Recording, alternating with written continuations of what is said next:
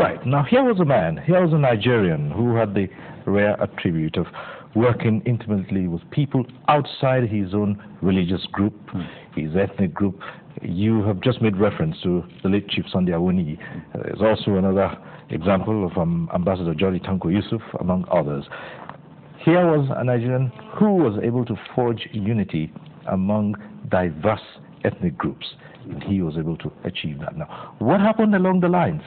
Today, are there cracks? Are there no cracks? How did the cracks come about? Could we sit back today and say the Ariwa of the Sardauna talked about is the Ariwa today? No. Today, we are no longer what we were. What is happening today is not in our character.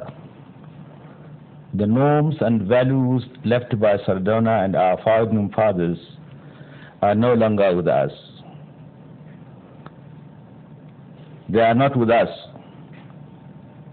Today, as I have often described the situation, the institution of family has broken down. The respect for elders and constituted authority, which used to be a cardinal principle in our society, is now at its lowest ebb. Honesty, where it does not pay, has become meaningless. Symptoms of revolt loom large in the horizon. In short, there is meaninglessness in philosophy, insecurity in polity, chaos in politics, immorality in society, corruption in economy, frustration in art, and lack of creativity in literature. This is not what the North used to be, or Nigeria as a whole.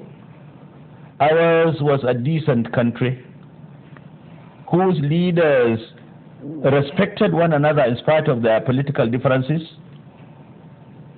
Ours was a society that was morally sound. It was a society in which all of us were our brother's keepers. It is not the same today. Perhaps some people say we have been brainwashed by our erstwhile colonial masters. It is true to a certain extent, but we are to a very large extent to blame, because we are masters of our fate. We should be captains of our soul. Today, as I have said, we are no longer ourselves. Our cultural values have been thrown overboard. If a people lose their culture, and Sardauna was a man of culture, and that was why he organized the annual cultural festival. It started from the north. Today we are trying to abandon our culture, and culture is the identity of the people. People often mistake culture as mere dancing and singing. It is much more than that. Culture is the customs and costumes, the characters and the characteristics, the manners and mannerisms, the philosophy and the ideology of our people. Culture is the totality of a people's experience. Culture is the way of life of the people. Sardauna in those days adhered to the culture of the people. We had an identity. We had respect for one another. Our society was morally sound. There was little corruption, and so on and so forth. However, in spite of the ugly picture I have painted, I believe we can still get out of the woods. I am not a pessimist, I'm an optimist.